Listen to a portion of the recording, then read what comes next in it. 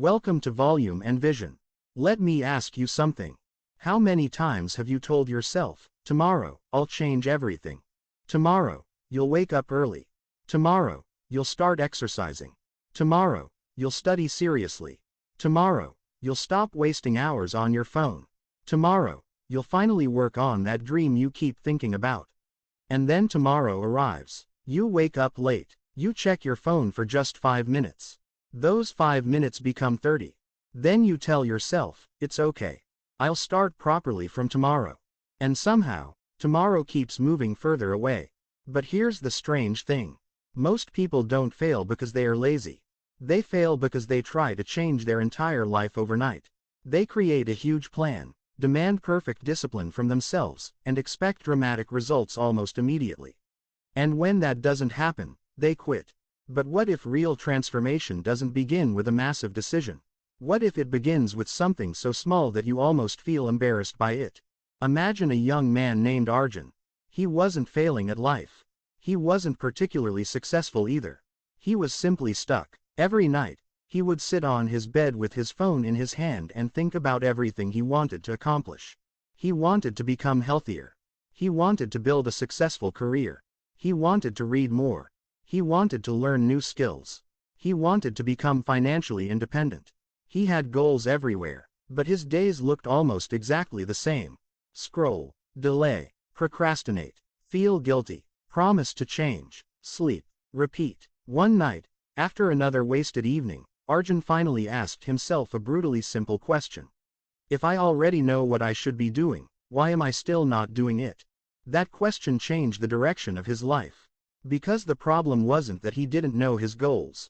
The problem was that he had been focusing on the destination while ignoring the road that would take him there. This is where one of the most powerful ideas behind Atomic Habits becomes important. Your life is not transformed by one giant action. It is transformed by what you repeatedly do. Think about a small amount of money being invested regularly. On the first day, the difference may be almost invisible. After a week, still nothing dramatic. Even after a month, you might wonder whether it is actually working. But give it enough time, and those tiny contributions begin to compound. Habits work in a similar way. A small action repeated consistently can eventually produce a result that looks completely disproportionate to the original effort. And that is why small habits can be so powerful. Not because one small action changes your life instantly, but because repetition gives that small action a chance to grow. Arjun decided to test this idea. He didn't join an extreme workout program. He didn't create a 5-hour morning routine. He didn't suddenly decide to read 50 books. Instead, he made his first habit almost ridiculously easy. Every morning, after getting out of bed, he would move his body for just 5 minutes. That's it. 5 minutes. On some days, he stretched. On other days, he walked around his room. Sometimes he did a few basic exercises. It felt almost too easy. And that was exactly the point. He wasn't trying to prove how disciplined he was. He was trying to become someone who showed up. After several days, something interesting happened. 5 minutes no longer felt like a task. It became normal. And once 5 minutes became normal, doing 10 minutes wasn't difficult. Then 15 minutes didn't seem impossible either. The habit was growing because he had removed the biggest enemy of consistency, resistance. This is something many people misunderstand about self-improvement. They think motivation comes first and action comes second. But very often, it's the opposite. You take a tiny action first. That action creates momentum. Momentum makes the next action easier. And repeated action slowly changes your identity. Arjun began applying the same principle to reading. Instead of telling himself, I need to finish a book every week, he simply decided to read for 10 minutes each morning. Some mornings he read more. Some mornings he read exactly 10 minutes. The important thing was that he kept the promise he had made to himself. And that created something more valuable than a reading habit. It created evidence. Every time he completed the habit, he was silently proving something to himself. I am capable of keeping promises to myself. That belief matters. Because your habits don't just change what you do. They gradually influence how you see yourself. Consider two people. The first says, I want to start reading. The second says, I am becoming a person who reads every day. The first person is focused mainly on an activity. The second is building an identity. And identity can be much more powerful than motivation. Think about it. If you believe you are someone who takes care of your health, choosing a healthier meal becomes easier. If you believe you are someone who values learning, opening a book feels natural. If you believe you are someone who finishes what they start, quitting becomes uncomfortable. Your behavior begins to match the person you believe you are. This creates a powerful cycle. You perform a small action. That action gives you evidence about who you are. That evidence strengthens your identity. And your identity makes similar actions easier to repeat. Arjun eventually understood that he didn't need to wake up every morning thinking, "I have to completely change my life today." Instead, he asked a much smaller question. What would the person I want to become do next? Sometimes the answer was simple. Read for 10 minutes. Walk for 15 minutes. Put the phone away. Work on one important task. Drink some water. Write down tomorrow's priority. None of these actions looked impressive. But they were votes for the person he wanted to become. And this is where another important distinction appears. There is a difference between having goals and having systems. A goal might be, I want to lose weight. I want to get a great job. I want to become financially successful. I want to finish 10 books. But a system asks, what do I need to do repeatedly to become the kind of person who achieves that? If your goal is to become fit, the system might be exercising regularly and making better food choices. If your goal is to become skilled at something, the system might be practicing for a small amount of time every day. If your goal is to become a better student, the system might be sitting down at the same time each day and completing one focused study session. The goal tells you where you want to go. The system determines what you do today. And your future is built from those ordinary days. There is another reason small habits work so well. They reduce the psychological pressure of starting. When you tell yourself, I have to study for 4 hours, your brain may immediately search for an escape. But when you say, I'll study for 5 minutes, starting doesn't feel threatening. And once you begin, continuing often becomes much easier. The hardest part isn't always the work. Sometimes the hardest part is crossing the invisible line between thinking about the work and actually beginning it. That's why making the first step, incredibly small, can be so effective. Arjun started using this principle everywhere. He wanted to reduce his late-night phone use. So instead of declaring that he would never use his phone at night again, he created a simple rule. Before going to bed, his phone would stay away from the bed. He placed a notebook beside him instead. If he had a thought about something important, he could write it down. If he felt like checking his phone, he had to physically get up to reach it. That tiny amount of friction changed his behavior. And this reveals another important lesson. Your environment often influences your behavior more than your willpower does. If your phone is beside your pillow, checking it requires almost no effort. If a book is already sitting on your desk, reading it requires almost no effort. If junk food is visible on the kitchen counter, eating it becomes easier. If healthy food is prepared and available, choosing it becomes easier. We often blame ourselves for lacking discipline when the real problem is that we've designed our environment against ourselves. So instead of constantly asking, how can I become more disciplined? Sometimes ask, how can I make the right behavior easier and the wrong behavior harder? That question can completely change the game. Arjun began redesigning his surroundings. He kept his book on his desk instead of inside a cupboard. He kept his workout clothes ready the night before. He kept distracting apps away from the first screen of his phone. He prepared simple things in advance so that the behavior he wanted required less thinking. And slowly, something remarkable happened. He stopped fighting himself all day. His environment was beginning to do some of the work for him. But there was still one problem. Even good habits can disappear when life becomes chaotic. And sooner or later, life always becomes chaotic.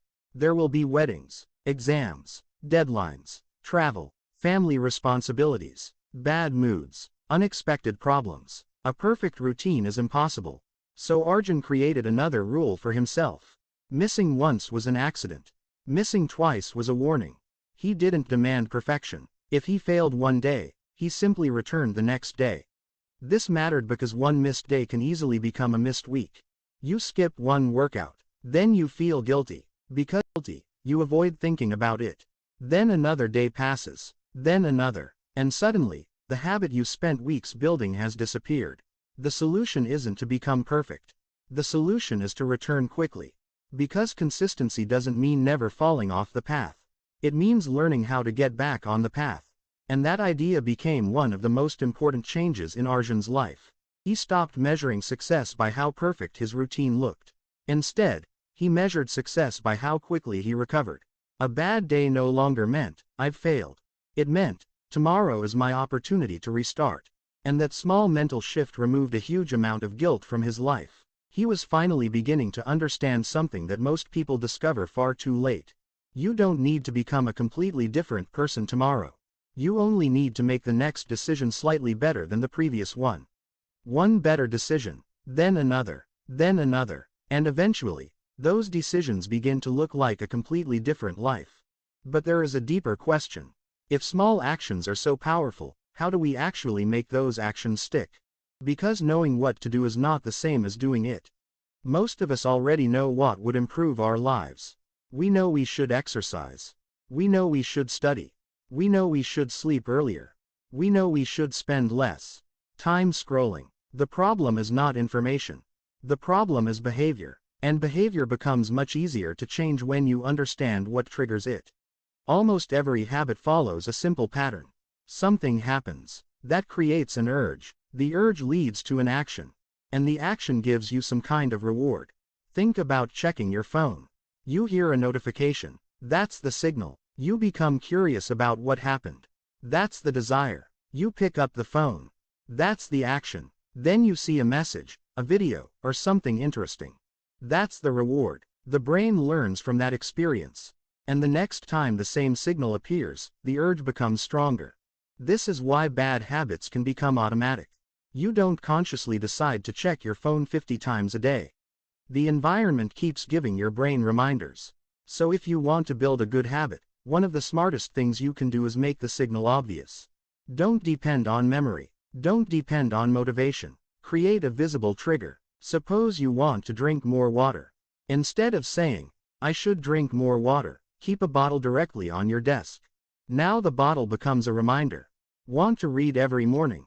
Put the book where you'll see it when you wake up. Want to exercise after work? Keep your workout clothes ready before you leave for work. The goal is simple. Make the behavior difficult to forget. Arjun began experimenting with this idea. He wanted to write for 30 minutes every morning. Previously, he would wake up, check his phone, answer messages, browse social media, and only later remember that he had planned to write. So he changed the sequence. Before sleeping, he placed his laptop on his desk with the document already open. He kept his phone across the room. He wrote one sentence on a small card and placed it beside the laptop. Start before you feel ready. The next morning, the decision had already been made. He didn't have to ask himself what to do. The environment was telling him.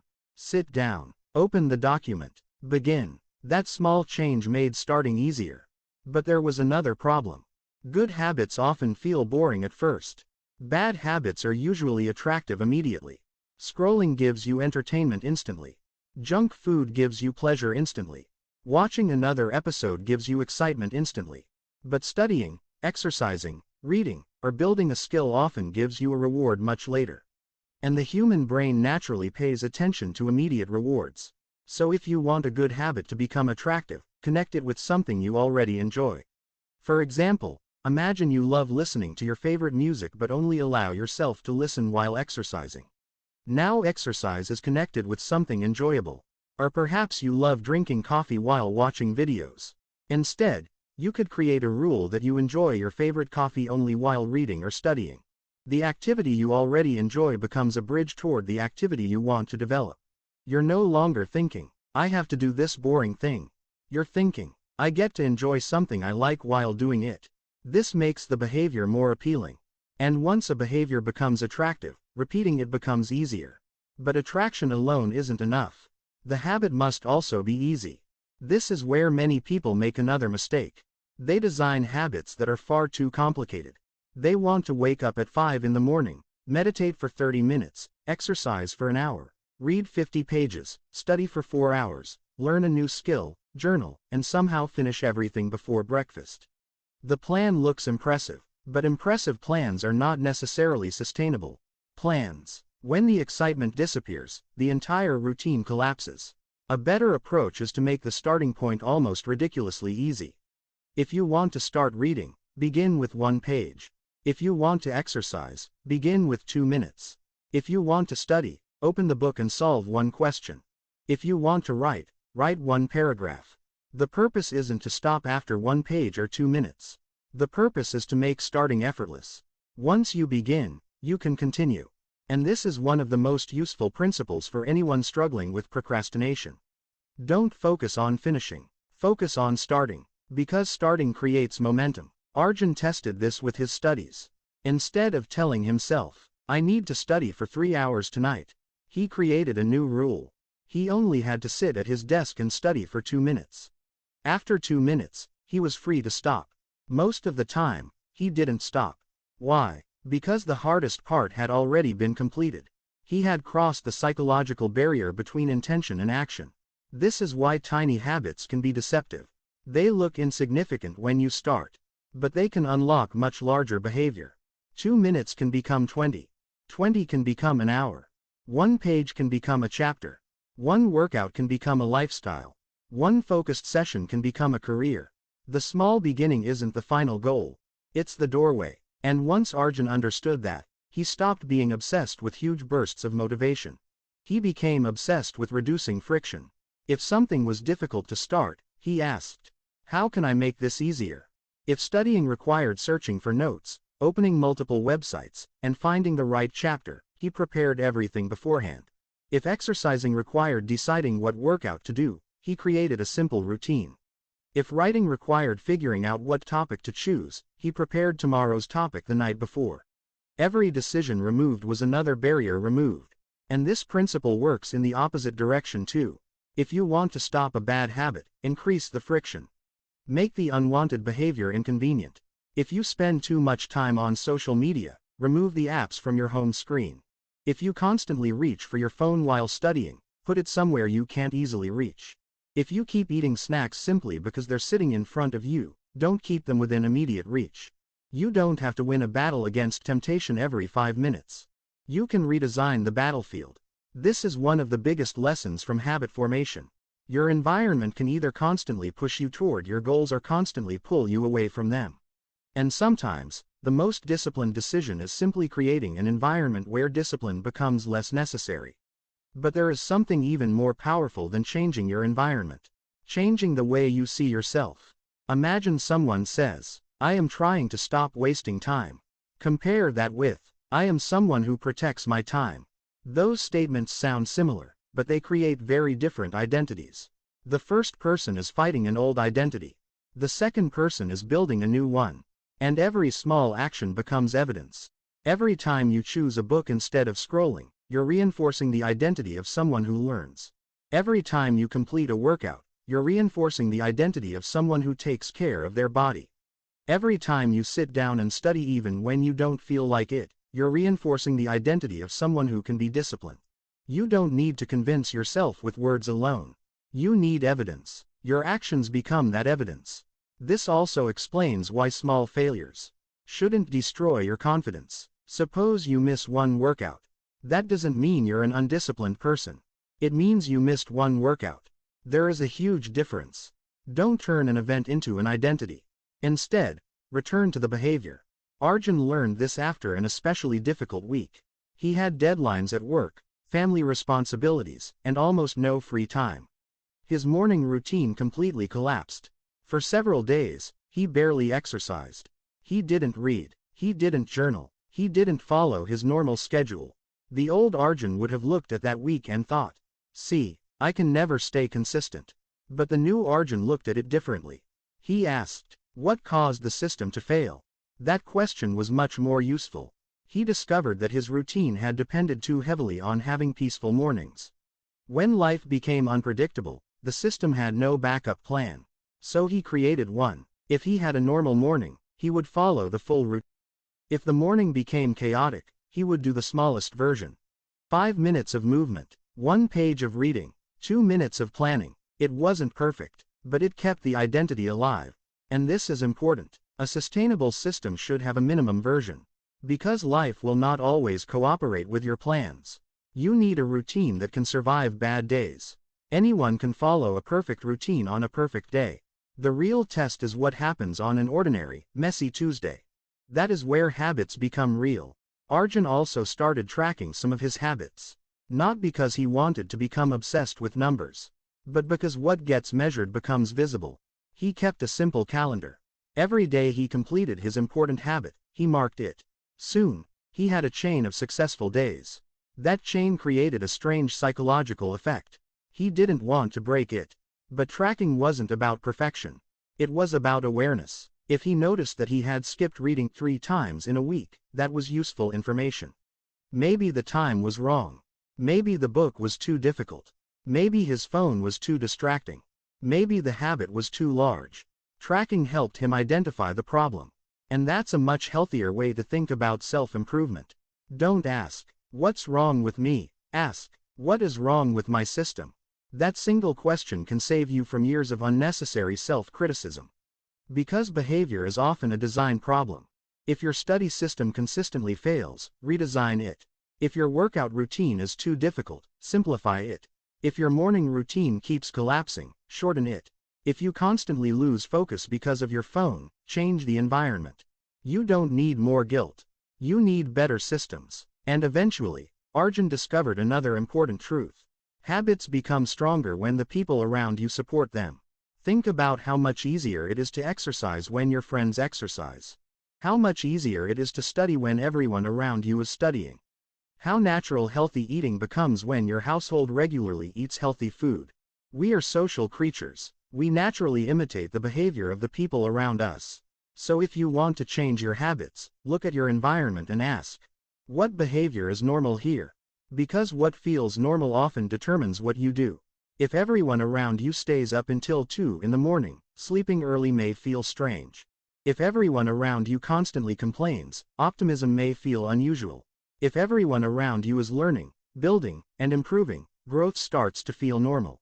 Sometimes changing your habits means changing what you consider normal. And perhaps that is the most important shift of all. You don't have to become extraordinary overnight. You simply have to make improvement normal. 1 page, 1 workout, 1 focused session, 1 healthy decision, 1 less distraction, 1 small promise kept, then another, then another. Eventually, the person who once struggled to begin starts becoming the person who simply does the work.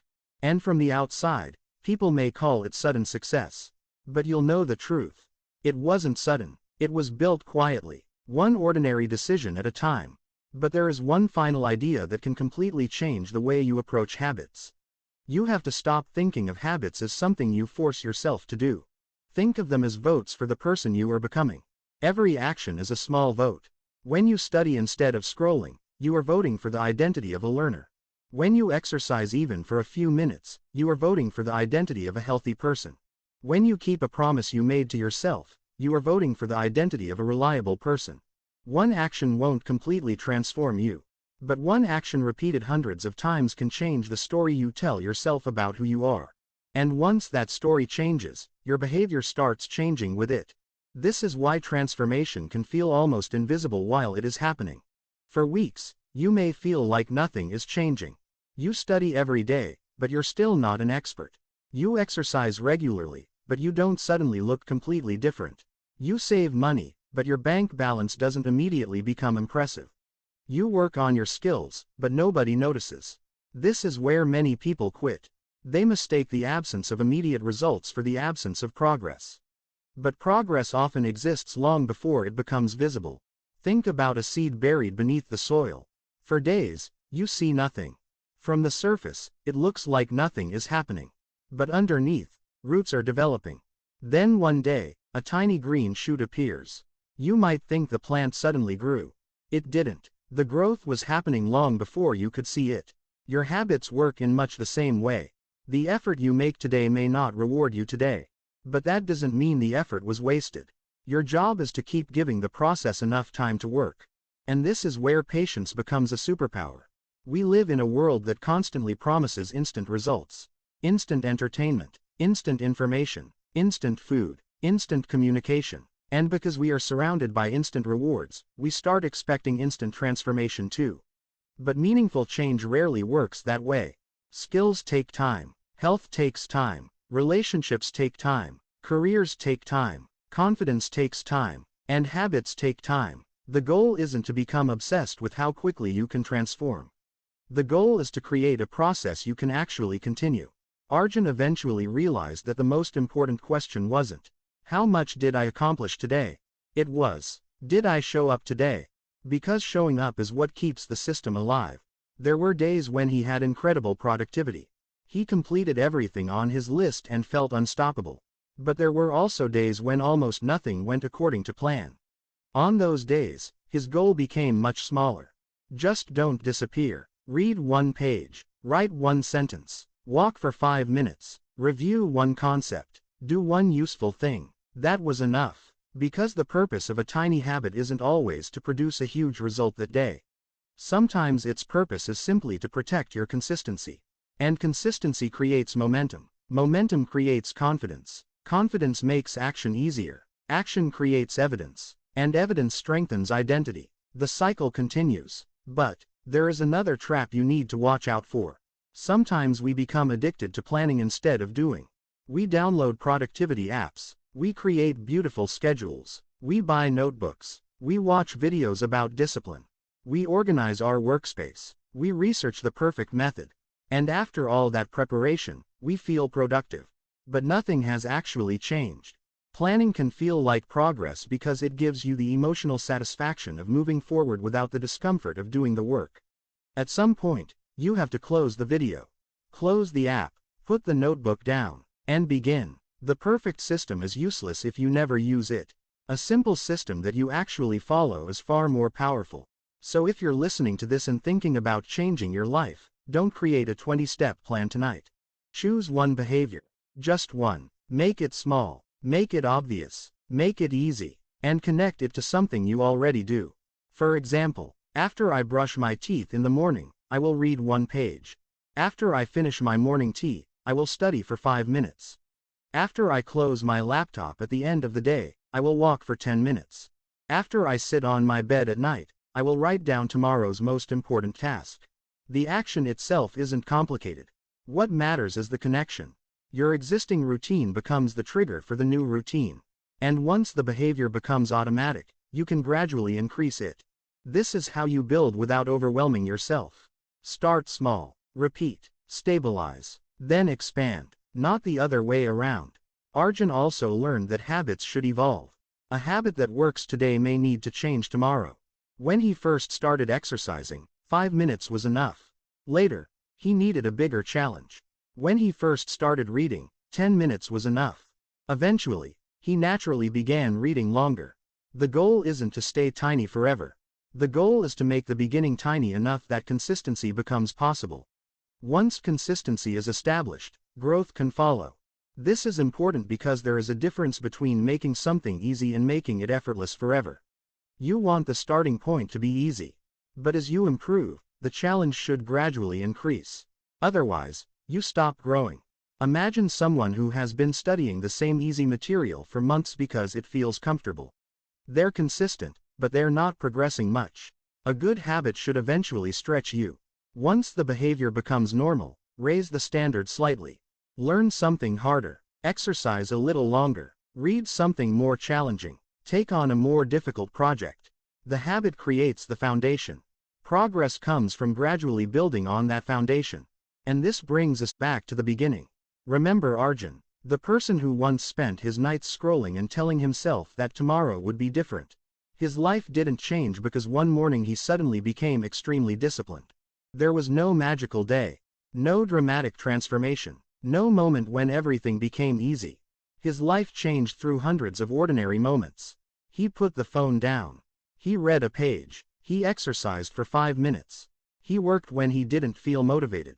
After missing a day, he changed his environment. He made good habits easier. He made bad habits harder. He stopped asking how to become perfect. He started asking how to become slightly better. And eventually, those tiny decisions created a person he barely recognized. Not because he became perfect, but because he became intentional. That distinction matters. You don't need a perfect life.